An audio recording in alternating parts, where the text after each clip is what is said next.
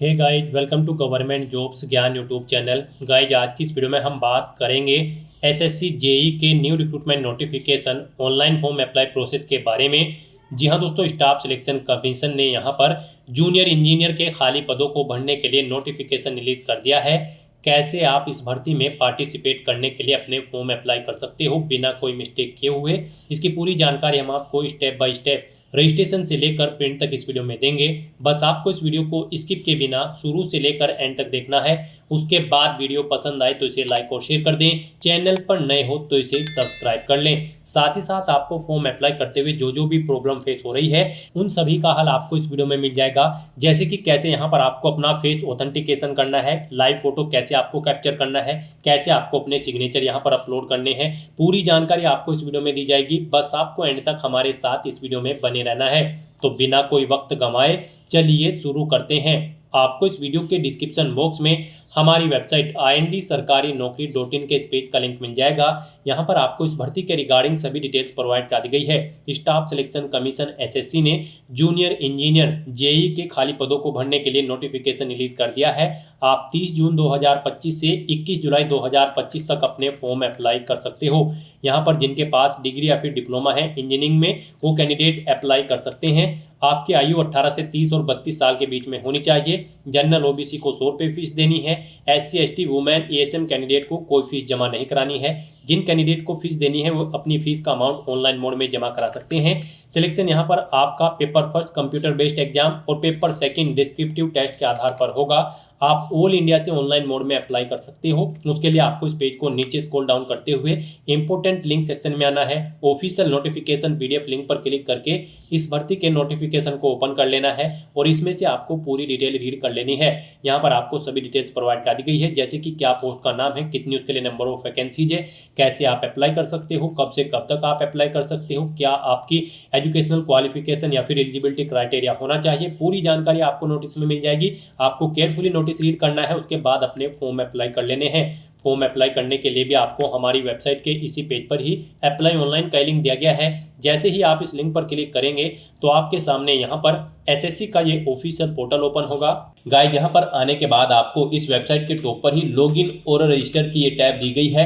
आपको इस पर क्लिक करना है। उसके बाद आपके सामने ये पॉपअप शो होगा। यहाँ पर अगर आपने पहले से रजिस्ट्रेशन कर रखा है और अपनी आधार इनेबल प्रोसेस कंप्लीट कर रखी है तो यहाँ पर बस अब आपको अपना रजिस्ट्रेशन नंबर एंटर करना है, अपना पासवर्ड आपको एंटर करना है, ये कैप्चा कोड आपको यहाँ पर एंटर करना है और लॉगिन की इस टैब पर क्लिक करते हुए आपको अपने डैशबोर्ड में लॉगिन कर लेना है और वहां से अपना फॉर्म अप्लाई करना है। गाइड, हम आपको बता दें यहाँ पर एसएससी ने आधार इनेबल प्रोसेस कर दिया है। जी हाँ दोस्तों, यहाँ पर अब आपको अपना आधार वेरीफाई करना मस्ट है। बिना उसके यहाँ पर अब आप एसएससी की किसी भी भर्ती के लिए फॉर्म अप्लाई नहीं कर पाओगे। तो अगर आपने अपनी आधार प्रोसेस कंप्लीट कर रखी है तो आप लॉगिन करके फॉर्म अप्लाई कर सकते हो। और अगर आप एसएससी की किसी भी भर्ती के लिए फर्स्ट टाइम अप्लाई करने जा रहे हो या फिर आप नए सिरे से रजिस्ट्रेशन करना चाहते हो तो यहाँ पर आपको न्यू यूजर रजिस्टर नाउ का ये लिंक दिया गया है। आपको रजिस्टर नाउ के इस लिंक पर क्लिक करना है। उसके बाद आपके सामने यहाँ पर रजिस्ट्रेशन का प्रोसेस स्टार्ट हो जाएगा। यहाँ से आप अपना एसएससी की वेबसाइट पर वन टाइम रजिस्ट्रेशन कर सकते हो। यहाँ पर आने के बाद हम आपको बता दें आपको 4 स्टेप कंप्लीट करने हैं, आपका OTR कंप्लीट हो जाएगा। सबसे पहले यहाँ पर आपको अपनी पर्सनल डिटेल देनी है, फिर आपको अपना पासवर्ड यहाँ पर क्रिएट करना है, अपनी एडिशनल डिटेल देनी है, उसमें आपको अपनी नेशनलिटी, एड्रेस और एजुकेशनल क्वालिफिकेशन की डिटेल देनी होगी। फिर यहाँ पर आपको अपनी डिटेल्स को डिक्लेयर करते हुए अपना रजिस्ट्रेशन कंप्लीट कर लेना है। तो इन 4 स्टेप्स को कंप्लीट करते हुए यहाँ पर आपको अपना OTR कंप्लीट करना है। उसके लिए यहाँ पर अब आपको कंटिन्यू की स्टेप पर क्लिक कर देना है। जैसे ही आप स्टेप पर क्लिक करेंगे आपके सामने यहाँ पर रजिस्ट्रेशन का फॉर्म स्टार्ट हो जाएगा। यहाँ पर अब आपको सबसे पहले अपनी पर्सनल डिटेल देनी है। इसमें यहाँ पर सबसे पहले आपको ऑप्शन दिया गया है क्या आपके पास यहाँ पर आधार कार्ड है। यहाँ पर एसएससी ने अब भर्तियों के लिए आधार कार्ड मस्ट कर दिया गया है। आधार प्रोसेस आपको इनेबल कर लेनी है। तो अगर आपके पास आधार है तो आप यस ऑप्शन सेलेक्ट करेंगे। और गाइस, यहाँ पर अगर आपके पास आधार नहीं है उसके लिए भी ऑप्शन है। अगर यहाँ पर आपके पास आधार नहीं है तो आप नो ऑप्शन सेलेक्ट करेंगे। फिर यहाँ पर आपको अपने कुछ डॉक्यूमेंट्स अपलोड करने होंगे, जैसे कि यहाँ पर आपको अपना नेम प्रूफ डॉक्यूमेंट अपलोड करना होगा। उसमें आपको अपना Aadhaar card, voter ID card, pan card, driving licence, government ID card, card या फिर गवर्नमेंट सर्विस आइडेंटिटी कार्ड आपको अपलोड करना होगा, या फिर आपका पेंशन कोई डॉक्यूमेंट, पेंशन डॉक्यूमेंट भी आप अपलोड कर सकते हैं। आप चूज फाइल बटन पर क्लिक करें, फाइल को सिलेक्ट करें और इनमें से कोई भी डॉक्यूमेंट आप अपना अपलोड कर दें। उसके बाद यहाँ पर आपको अपना date of birth proof certificate upload करना है। इसमें आपका बर्थ सर्टिफिकेट हो सकता है, स्कूल लिविंग सर्टिफिकेट हो सकता है, certificate of date of issued by gazetted officer, या फिर आधार कार्ड यहाँ पर आपको अपलोड करना है चूज फाइल के ऑप्शन पर क्लिक करते हुए। उसके बाद यहाँ पर आपको अपना एड्रेस प्रूफ अपलोड करना होगा। यहाँ पर ये डॉक्यूमेंट आपको उन केस में अपलोड करने हैं अगर आपके पास आधार नहीं है। एड्रेस प्रूफ में आपको अपना आधार कार्ड या फिर वोटर आईडी कार्ड या फिर ड्राइविंग लाइसेंस या फिर बैंक की स्टेटमेंट यहाँ पर आपको अपलोड कर देनी है, या फिर रेंट का एग्रीमेंट या फिर इनकम टैक्स असेसमेंट ऑर्डर यहाँ पर आप अपलोड कर सकते हैं चूज फाइल के इस बटन पर क्लिक करते हुए। उसके बाद यहाँ पर आपको अपना फोटो अपलोड करना है चूज फाइल के बटन पर क्लिक करते हुए। फिर यहाँ पर आपको अपना जेंडर प्रूफ अपलोड करना है। जेंडर प्रूफ में आपका आधार कार्ड हो सकता है, वोटर आईडी कार्ड हो सकता है, बर्थ सर्टिफिकेट हो सकती है, या फिर आपका स्कूल लिविंग सर्टिफिकेट हो सकता है। यहाँ पर अगर आपके पास आधार नहीं है तो आपको इन सारे डॉक्यूमेंट्स को यहाँ पर अपलोड करना होगा। बेस्ट है यहाँ पर आपके पास आधार है तो आप आधार की डिटेल दें। यहाँ पर मोस्टली इंडिया में सभी के पास अब आधार अवेलेबल है, तो यहाँ पर आपको येस का ऑप्शन सेलेक्ट करना है, do you have a Aadhaar card में। और उसके बाद यहाँ पर गाइड आपको अपना आधार नंबर यहाँ पर एंटर करना है। वही नंबर एक बार फिर से आपको एंटर करके उसे वेरीफाई कर लेना है। और फिर यहाँ पर गाइज आपको इस चेकबॉक्स को ओके करना है। इस I have state that I know objection in details को रीड करने के बाद यहाँ पर अगर आप अपना OTP सुनना चाहते हैं तो स्विच टू हिंदी या फिर इंग्लिश, जिस भी लैंग्वेज में आप चाहते हैं यहाँ पर उस पर क्लिक करके उसे स्विच कर ले। और फिर आप इस ऑप्शन पर क्लिक करते हुए, जी हाँ दोस्तों, इस माइक के ऑप्शन पर क्लिक करते हुए आप अपना OTP सुन ले और फिर उसे यहाँ पर एंटर कर दे। और गाइज यहाँ पर अगर आप सुनना नहीं चाहते हैं तो फिर यहाँ पर आपको सेंड OTP के इस ऑप्शन पर क्लिक करना है। फिर आपके रजिस्टर्ड मोबाइल नंबर पर जिससे आपका आधार लिंक है उस पर एक OTP आएगा, वो OTP आपको यहाँ पर एंटर करना है। और फिर गाइज आपको वेरीफाई OTP के ऑप्शन पर क्लिक करके अपना आधार वेरीफाई कर लेना है। फिर आपके सामने यहाँ पर शो हो जाएगा आपका आधार सक्सेसफुली वेरीफाइड हो चुका है। ग्रीन कलर में आपको वेरीफाइड का ऑप्शन यहाँ पर मिल जाएगा। उसके बाद गाइज यहाँ पर आपको अपना नाम एंटर करना है अपनी 10वीं की मार्कशीट के अकॉर्डिंग। फिर आपको वही नाम एक बार फिर से एंटर करके वेरीफाई कर लेना है। फिर आपसे पूछा गया है कि क्या आपने कभी अपना नाम चेंज किया है। अगर किया है तो आप यहाँ पर येस ऑप्शन सेलेक्ट करें और फिर वो चेंज नेम यहाँ पर आप एंटर करें। फिर उसे एक बार फिर से एंटर करके वेरीफाई कर ले। और अगर आपने अपना नाम कभी चेंज नहीं किया है तो यहाँ पर आपको नो ऑप्शन ही सिलेक्ट रहने देना है। उसके बाद यहाँ पर आपको अपना जेंडर सिलेक्ट करना है, आप मेल हो, फीमेल हो या फिर ट्रांसजेंडर, आप अपने अकॉर्डिंग ऑप्शन सेलेक्ट करें। दोबारा से अपना जेंडर सेलेक्ट करके उसे वेरीफाई कर लें। फिर यहाँ पर आपको अपनी डेट ऑफ बर्थ सेलेक्ट कर लेनी है इस कैलेंडर में से। यहाँ पर आपको अपनी ये डेट ऑफ बर्थ अपनी 10वीं की मार्कशीट के अकॉर्डिंग सेलेक्ट करनी है। वही डेट ऑफ बर्थ आपको एक बार फिर से सिलेक्ट कर लेनी है कैलेंडर में से वेरिफिकेशन के लिए। फिर यहाँ पर आपको अपने फादर का नाम एंटर करना है। उसके बाद यहाँ पर आपको अपने फादर का नाम एक बार फिर से एंटर करके उसे कंफर्म कर लेना है। फिर आप अपनी मदर का नाम एंटर करें, अपनी मदर का नाम एक बार फिर से एंटर करके उसे कंफर्म कर ले। आपके फादर और मदर का नेम भी आपकी 10वीं की मार्कशीट के अकॉर्डिंग होना चाहिए और इनके नाम से पहले मिस्टर, मिसिस, श्रीमती, लेट या फिर डॉक्टर नहीं लगाना है आपको। उसके बाद यहाँ पर आपको अपना 10वीं क्लास का एजुकेशन बोर्ड सेलेक्ट करना है, किस बोर्ड से आपने यहाँ पर अपनी 10वीं क्लास पास आउट की है। उसके बाद यहाँ पर आपको उसे दोबारा से सिलेक्ट करके कंफर्म कर लेना है जिस बोर्ड से आपने अपनी 10वीं क्लास यहाँ पर पास आउट की है। उसके बाद गाइस यहाँ पर आपको अपनी 10वीं क्लास का रोल नंबर देना है, एक बार फिर से उसे एंटर करके कंफर्म कर लेना है। फिर पासिंग ईयर आपको सिलेक्ट कर लेना है, किस ईयर में आपने अपनी 10वीं क्लास पास आउट की है। हाईएस्ट क्वालिफिकेशन क्या है आपकी, 10वीं, 12वीं, ग्रेजुएशन, पोस्ट ग्रेजुएशन, आप अपने अकॉर्डिंग यहाँ पर ऑप्शन सेलेक्ट करें। फिर यहाँ पर आप दोबारा से अपनी हायर क्वालिफिकेशन सेलेक्ट करें। उसके बाद यहाँ पर आपको अपना मोबाइल नंबर और ईमेल आईडी एंटर करनी है और इन्हें यहाँ पर आपको वेरीफाई कर लेना है। इनके सामने आपको सेंड OTP का ऑप्शन दिया गया है, आप सेंड OTP के ऑप्शन पर क्लिक करें। उसके बाद आपके रजिस्टर्ड मोबाइल नंबर और ईमेल आईडी पर OTP आएंगे, वो OTP आप यहाँ पर एंटर करके अपने मोबाइल नंबर और ईमेल आईडी को वेरीफाई कर लें और उसके बाद गाइस यहाँ पर आप सेव एंड नेक्स्ट के ऑप्शन पर क्लिक कर दें। इस तरह से यहाँ पर आपकी पर्सनल डिटेल सक्सेसफुली सेव हो जाएगी। उसके बाद यहाँ पर आपको एक रजिस्ट्रेशन नंबर प्रोवाइड करा दिया गया है, यह रजिस्ट्रेशन नंबर आपको केयरफुली नोट डाउन करके रख लेना है फ्यूचर यूज के लिए। यह रजिस्ट्रेशन नंबर आपकी रजिस्टर्ड मोबाइल नंबर और ईमेल आईडी पर भी सबमिट कर दिया गया है, तो आप इसे केयरफुली नोट डाउन करके रखें फ्यूचर यूज के लिए। और यहाँ पर अब आपको कंटिन्यू के इस ऑप्शन पर क्लिक कर देना है। नेक्स्ट आपके सामने कुछ इस तरह से इंटरफेस ओपन होगा। अब यहाँ पर आपको जो रजिस्ट्रेशन नंबर मिला है वो रजिस्ट्रेशन नंबर आपको एंटर करना है। उस रजिस्ट्रेशन नंबर के साथ साथ ही आपकी ईमेल आईडी और मोबाइल नंबर पर एक पासवर्ड भी आया होगा, वो पासवर्ड यहाँ पर आपको एंटर करना है। उसके बाद आपको ये कैप्चा कोड यहाँ पर एंटर करना है और फिर गाइस यहाँ पर आपको साइन इन के इस ऑप्शन पर क्लिक कर देना है। नेक्स्ट यहाँ पर आपको अपना पासवर्ड चेंज करना है। यहाँ पर अब आपको सबसे पहले अपना ओल्ड पासवर्ड एंटर करना है, वो वाला पासवर्ड जो आपके रजिस्टर्ड मोबाइल नंबर और ईमेल आईडी पर आया है आपके रजिस्ट्रेशन नंबर के साथ। और उसके बाद यहाँ पर आपको अपना नया पासवर्ड क्रिएट करना है। यहाँ पर इस पासवर्ड को क्रिएट करने के लिए आपको गाइडलाइन दी गई है। आपका पासवर्ड कम से कम 8 कैरेक्टर का होना चाहिए और ये अल्फा न्यूमेरिक फॉर्मेट में होना चाहिए। मींस आपके पासवर्ड में कम से कम एक अपर केस कैरेक्टर, एक लोअर केस कैरेक्टर, एक इंटीजर नंबर, एक स्पेशल कैरेक्टर जैसे कि @ या फिर डॉलर होना चाहिए। तो इस फॉर्मेट में यहाँ पर आपको अपना पासवर्ड क्रिएट करना है। वही पासवर्ड आपको कंफर्म पासवर्ड फील्ड में एंटर करना है। उसके बाद यहाँ पर आपको एक सिक्योरिटी क्वेश्चन सेलेक्ट करना है। यहाँ पर आप कोई भी सिक्योरिटी क्वेश्चन सेलेक्ट करें, उसका आंसर दें। फिर यहाँ पर आप दूसरा सिक्योरिटी क्वेश्चन सेलेक्ट करें और फिर उसका आंसर यहाँ पर आप दें। और उसके बाद गाइस यहाँ पर आप सेव एंड नेक्स्ट के इस ऑप्शन पर क्लिक कर दें। इस तरह से यहाँ पर आपका पासवर्ड चेंज हो जाएगा। फिर आपके सामने कुछ इस तरह से इंटरफेस ओपन होगा। अब यहाँ पर आपको दोबारा से अपना रजिस्ट्रेशन नंबर एंटर करना है, अपना पासवर्ड आपको एंटर करना है। नया पासवर्ड जो आपने चेंज किया है वो पासवर्ड यहाँ पर आपको एंटर करना है। ये कैप्चा कोड आपको यहाँ पर एंटर करना है और उसके बाद गाइज आपको लॉगिन के इस ऑप्शन पर क्लिक कर देना है। लॉगिन करने के बाद अब यहाँ पर आपको अपनी एडिशनल डिटेल्स प्रोवाइड करानी है। सबसे पहले यहाँ पर आपको अपनी कैटेगरी सिलेक्ट कर लेनी है, किस कैटेगरी से आप बिलोंग करते हैं। फिर यहाँ पर आपको अपनी कैटेगरी दोबारा से सिलेक्ट करके उसे वेरीफाई कर लेना है। फिर आपको अपनी नेशनलिटी यहाँ पर सिलेक्ट कर लेनी है। यहाँ पर सिटीजन ऑफ इंडिया अगर आप इंडिया से हैं। उसके बाद अगर आप नेपाल, भूटान या फिर टाइबेटियन हैं तो यहाँ पर आप अपने अकॉर्डिंग ऑप्शन सेलेक्ट करें। यहाँ पर अगर आप अदर कंट्री से हैं तो फिर यहाँ पर आपको अपनी नेशनलिटी की डिटेल देनी है। और अगर आप इंडिया से हैं तो यहाँ पर आप इंडिया सेलेक्ट करें, फिर आपको ये डिटेल नहीं देनी है। उसके बाद यहाँ पर आपसे पूछा गया है कि क्या आपकी बॉडी पर कहीं कोई कट या तिल का निशान है, तो उस पैलेस का नाम यहाँ पर आप एंटर करें। नहीं है तो यहाँ पर आप नो मार्क एंटर कर दें। उसके बाद आपसे पूछा गया है कि क्या आप PWBD कैंडिडेट हैं।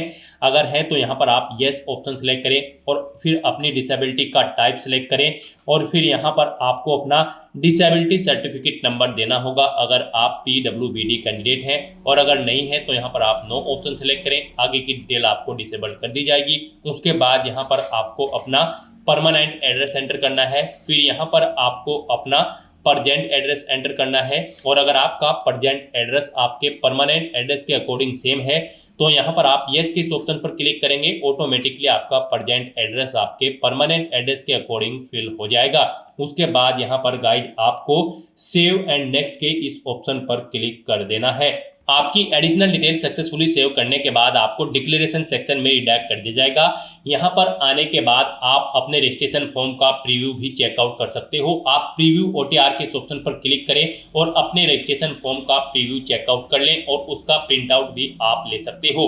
और फिर यहाँ पर अब गाइज आपको आई एग्री के चेकबॉक्स को ओके करना है और उसके बाद आपको डिक्लेयर के ऑप्शन पर क्लिक कर देना है।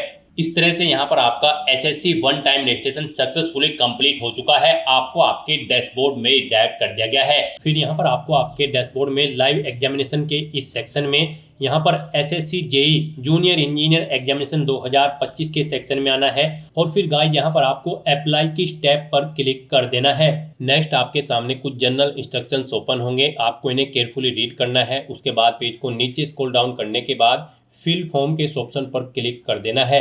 नेक्स्ट यहाँ पर आपकी पर्सनल डिटेल आपके OTR से पिक कर ली गई है। आपको सभी डिटेल्स केयरफुली चेकआउट करनी है। पेज को नीचे स्क्रॉल डाउन करना है, इसमें आप कुछ भी एडिट नहीं कर सकते हो और यहाँ पर बस अब आपको नेक्स्ट के इस ऑप्शन पर क्लिक कर देना है।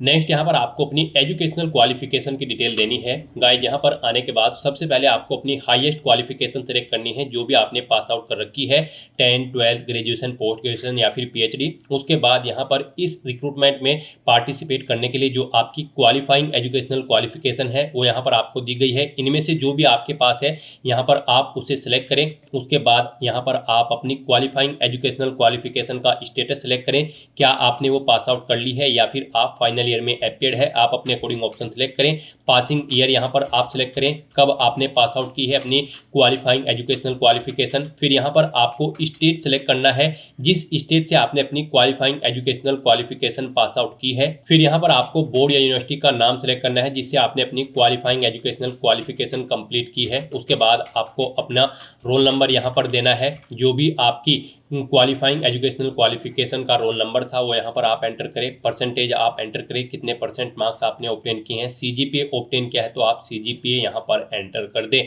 परसेंटेज अगर आप एंटर कर दोगे फिर सीजीपीए का कॉलम आपका डिसेबल कर दिया जाएगा, और अगर आप सीजीपीए एंटर करोगे फिर आपका परसेंटेज का कॉलम यहाँ पर डिसेबल्ड कर दिया जाएगा। इस तरह से अपनी डिटेल्स प्रोवाइड करने के बाद फिर गाइज आपको यहाँ पर सेव एंड नेक्स्ट के ऑप्शन पर क्लिक कर देना है।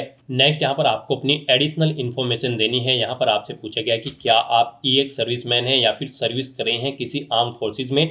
अगर हैं तो यहाँ पर आप यस ऑप्शन सेलेक्ट करें और फिर ज्वाइनिंग डेट यहाँ पर आप सेलेक्ट करें।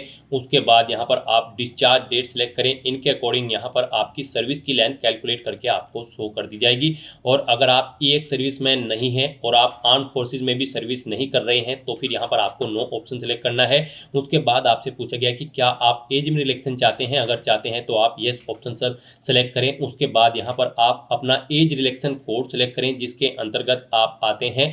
और अगर नहीं चाहते हैं आप एज में रिलैक्सेशन तो आपको नो ऑप्शन सेलेक्ट करना है। उसके बाद यहाँ पर आपसे पूछा गया है कि क्या आप अपनी पर्सनल इंफॉर्मेशन को यहाँ पर अवेलेबल कराना चाहते हैं in terms of DOPNTOM number इसके तहत। तो यहाँ पर आप येस या नो अपने अकॉर्डिंग ऑप्शन सेलेक्ट करें और उसके बाद गाइज यहाँ पर आप सेव एंड नेक्स्ट के ऑप्शन पर क्लिक कर दें। नेक्स्ट यहाँ पर आपको अपने एग्जामिनेशन सेंटर सेलेक्ट करने हैं। यहाँ पर आपको 3 चॉइस दी गई है, आप अपनी चॉइस के अकॉर्डिंग 3 एग्जामिनेशन सेंटर सेलेक्ट करें। जिसे आप फर्स्ट नंबर पर प्रीफरेंस देना चाहते हैं उसे आप फर्स्ट नंबर पर सिलेक्ट करें। ऐसे यहाँ पर आप जिसे सेकंड और थर्ड पर रखना चाहते हैं उसे आप सेकंड और थर्ड पर चुनें। उसके बाद यहाँ पर आपको अपने कंप्यूटर बेस्ड एग्जाम जो आपका होगा उसका मीडियम सेलेक्ट कर लेना है। आप किस लैंग्वेज में अपना पेपर चाहते हैं, हिंदी, इंग्लिश या आसामी या बंगाली या गुजराती, आप अपने अकॉर्डिंग यहाँ पर लैंग्वेज सेलेक्ट करें। उसे फिर दोबारा से सिलेक्ट करके वेरीफाई कर लें। उसके बाद आपसे पूछा गया कि क्या आप person with benchmark disability candidate हैं और आपकी डिसेबिलिटी 40% से अबव है in the category of blindness VH। ये ऑप्शन आपके लिए यहाँ पर डिसेबल्ड कर दिया जाएगा अगर आपने OTR करते समय डिसेबिलिटी में नो ऑप्शन सेलेक्ट किया होगा। फिर ऐसे ही यहाँ पर आपको एक दूसरा ऑप्शन दिया गया है, पर्सन विद बेंचमार्क डिसेबिलिटी आपकी 40% से अबव है in the category of both arms affected. अगर आपने अपने OTR में यहाँ पर डिसेबिलिटी प्रोवाइड कराते हुए नो ऑप्शन सेलेक्ट किया होगा तो आपके सामने ये ऑप्शन डिसेबल्ड कर दिए जाएंगे। अदरवाइज यहाँ पर आप यस करके डिटेल प्रोवाइड करा सकते हो अगर आप यहाँ पर आपको डिसेबिलिटी है, आप PWBD कैंडिडेट हैं। फिर यहाँ पर आपसे पूछा गया कि क्या आपको फिजिकल लिमिटेशंस हैं यहाँ पर एग्जाम टाइम के दौरान। अगर है तो आप यस ऑप्शन सेलेक्ट करेंगे और फिर अपना रिक्वायर्ड डॉक्यूमेंट यहाँ पर सर्टिफिकेट आप अपलोड करेंगे। आपको चूज फाइल बटन पर क्लिक करना है, फाइल को सिलेक्ट करना है और आपका फिजिकल लिमिटेशन का सर्टिफिकेट आपको अपलोड कर देना है। और अगर नहीं है तो आप नो ऑप्शन सेलेक्ट करेंगे। फिर यहाँ पर आपसे पूछा गया कि क्या आपको स्क्राइब की जरूरत पड़ेगी एग्जाम में। ये ऑप्शन आपके लिए डिसेबल्ड कर दिया जाएगा अगर आपने OTR करते समय ऑप्शन नो ऑप्शन सेलेक्ट किया होगा। उसके बाद गाइज यहाँ पर आपको सेव एंड नेक्स्ट के ऑप्शन पर क्लिक कर देना है। नेक्स्ट यहाँ पर आपको अपना फेस ऑथेंटिकेशन करना है, अपना लाइव फोटो आपको कैप्चर करना है और अपने सिग्नेचर यहाँ पर आपको अपलोड कर देने हैं। इस सेक्शन को कंप्लीट करने के लिए आपको अपना मोबाइल फोन यूज करना होगा। आप अपने गूगल प्ले स्टोर पर जाएं मोबाइल फोन पर और फिर वहां पर आप माई SSC का ऐप डाउनलोड कर लें और उसे फिर आप इंस्टॉल कर लें। उसे इंस्टॉल करने के बाद गाइज आपको यहां पर अपनी एक और ऐप इंस्टॉल करनी होगी अपने मोबाइल फोन पर ही। जी हाँ दोस्तों, आपको अपने मोबाइल फोन के गूगल प्ले स्टोर में आधार फेस RD का ये ऐप भी इंस्टॉल कर लेना है। डाउनलोड करने के बाद अपने मोबाइल फोन में माई SSC ऐप इंस्टॉल करने के बाद फिर आपको उसे ओपन करना है। उसके बाद आपके सामने यहाँ पर कुछ इस तरह से इंटरफेस ओपन होगा। यहाँ पर आने के बाद गाइज आपको लॉगिन/रजिस्टर की इस टैब पर क्लिक कर देना है। उसके बाद आपके सामने यहाँ पर लॉगिन का पॉपअप ओपन हो जाएगा। अब यहाँ पर आने के बाद आपको अपना यूजर नेम एंटर करना है और उसके बाद आपको अपना पासवर्ड एंटर करना है। आपको ये यूजर नेम और पासवर्ड वही एंटर करना है जो आपने SSC की वेबसाइट पर 1 टाइम रजिस्ट्रेशन करते हुए क्रिएट किया था। उसके बाद आपको ये कैप्चा कोड यहाँ पर एंटर करना है और फिर गाइज आपको लॉगिन की इस टैब पर क्लिक करते हुए अपने डैशबोर्ड में लॉगिन कर लेना है। फिर यहाँ पर आपका डैशबोर्ड आपके सामने शो हो जाएगा। यहाँ पर आने के बाद अब आपको डैशबोर्ड के इस ऑप्शन पर क्लिक करना है। यहाँ पर आने के बाद में आपको माई एप्लीकेशन की इस टैब पर क्लिक करना है। फिर यहाँ पर आपके सामने जो भी करंट में वैकेंसी चल रही है उनकी लिस्ट शो कर दी जाएगी। आप यहाँ पर एसएससी की जिस भी भर्ती के लिए अप्लाई करना चाहते हैं उसी भर्ती के लिए आपको कंटिन्यू की टैब पर क्लिक करना होगा। यहाँ पर आपको आपकी पर्सनल डिटेल शो कर दी जाएगी। इसी तरह से आपको एजुकेशनल डिटेल शो कर दी जाएगी। उसके बाद में एडिशनल इंफॉर्मेशन शो कर दी जाएगी और उसके बाद में आधार ऑथेंटिकेशन वेरिफिकेशन की डिटेल शो की जाएगी। तो आपको सेव एंड नेक्स्ट की टैब पर क्लिक करते हुए step by step Aadhaar authentication verification के सेक्शन में आना होगा। यहाँ पर आने के बाद में आपको इस चेकबॉक्स को ओके करना होगा और यहाँ पर आधार फेस ऑथेंटिकेशन की टैब पर क्लिक करना होगा। आधार फेस ऑथेंटिकेशन की टैब पर क्लिक करने के बाद में आपको आधार फेस आरडी का एप्लीकेशन डाउनलोड करना है। अगर आपके मोबाइल में पहले से ही आधार फेस आरडी इंस्टॉल्ड है तो आपको डायरेक्टली अपना फेस ऑथेंटिकेट करना होगा। यहाँ पर आपको अपना फेस इस सर्कल में लाना होगा और अपनी आंखों को 2 बार ब्लिंक करना होगा तो आपका फोटो यहाँ पर ऑथेंटिकेट हो जाएगा। उसके बाद में आपको यहाँ पर सेव एंड नेक्स्ट की इस टैब पर क्लिक करना होगा। फिर यहाँ पर आपको अपना लाइव फोटो कैप्चर करना है और अपने सिग्नेचर अपलोड करने हैं। ये आप अपने मोबाइल फोन से भी कर सकते हैं या फिर आप अपने कंप्यूटर से भी इन्हें कंप्लीट कर सकते हैं। उसके लिए आपको सभी इंस्ट्रक्शंस यहाँ पर दिए गए हैं। जिस स्थान पर आप अपना फोटो कैप्चर करेंगे वहां पर प्रॉपर वे में लाइट होनी चाहिए और प्लेन बैकग्राउंड आपका होना चाहिए और आपकी आंखें कैमरे की तरफ होनी चाहिए। बिल्कुल सीधा आपको देखना है कैमरे की तरफ और यहाँ पर रेड कलर का जो रेक्टेंगल होगा उसमें पूरा फेस आपका कवर्ड होना चाहिए। फोटो कैप्चर करते समय आपको कोई भी कैप, मास्क या फिर सनग्लासेस नहीं पहनने हैं और यहाँ पर साथ ही साथ आपको ईयरफोन या फिर कोई अन्य डिवाइस भी अपने कानों में नहीं रखना है जब आप अपना लाइव फोटो यहाँ पर कैप्चर करेंगे। और उसके बाद में आपको कैप्चर लाइव फोटो की टैब पर क्लिक करते हुए अपना फोटो लाइव कैप्चर कर लेना होगा। लाइव फोटो कैप्चर करने के लिए आपको अपना फेस इस सर्कल के अंतर्गत लाना होगा। फोटो कैप्चर करने के लिए आपको अपना फेस इस तरह से लाना होगा जैसे कि आपका पासपोर्ट साइज फोटो होता है। फिर आपको इस ऑप्शन पर क्लिक करते हुए अपना फोटो कैप्चर कर लेना होगा। फिर यहाँ पर आपको अपने सिग्नेचर अपलोड करने होंगे। सिग्नेचर आपके 10 केबी से 20 केबी के बीच में होने चाहिए। जेपीईजी या फिर जेपीजी फॉर्मेट में आपके सिग्नेचर होने चाहिए। डायमेंशन उनकी 6.0 सेंटीमीटर उनकी विड्थ और 2.0 सेंटीमीटर उनकी हाइट होनी चाहिए। रेजुलेशन 300 dpi होना चाहिए। सिग्नेचर के लिए आपको गाइडलाइन भी दी गई है।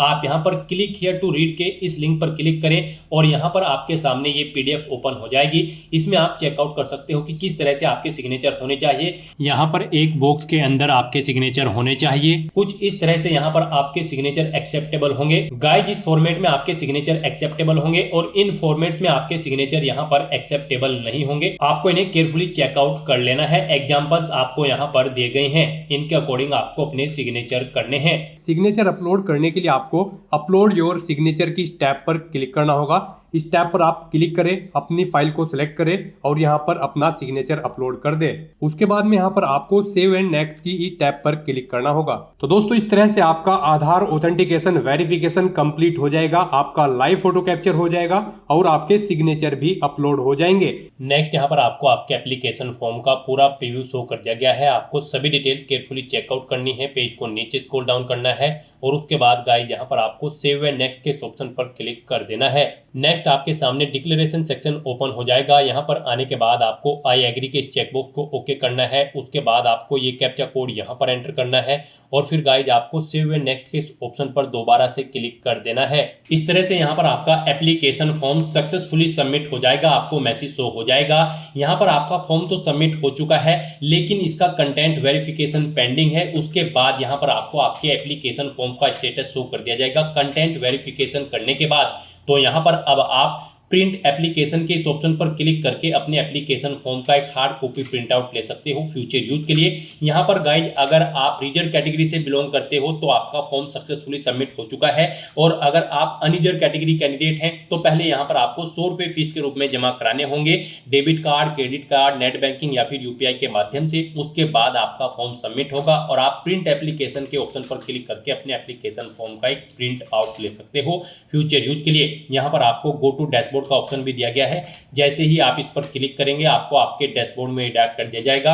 वहां से आप अपने एप्लीकेशन फॉर्म का स्टेटस चेकआउट कर सकते हो और वहां से भी आप अपने फॉर्म का एक हार्ड कॉपी प्रिंट आउट ले सकते हो फ्यूचर यूज के लिए। तो दोस्तों ऐसे आप एसएससी जूनियर इंजीनियर की इस भर्ती के लिए अपने फॉर्म अप्लाई कर सकते हो बिना कोई मिस्टेक किए हुए। आज की इस वीडियो में बस इतना ही। आई होप ये वीडियो आपको पसंद आई होगी। अगर पसंद आई हो तो इसे लाइक और शेयर करें। चैनल पर नए हो तो इसे सब्सक्राइब कर लें। Thanks for watching.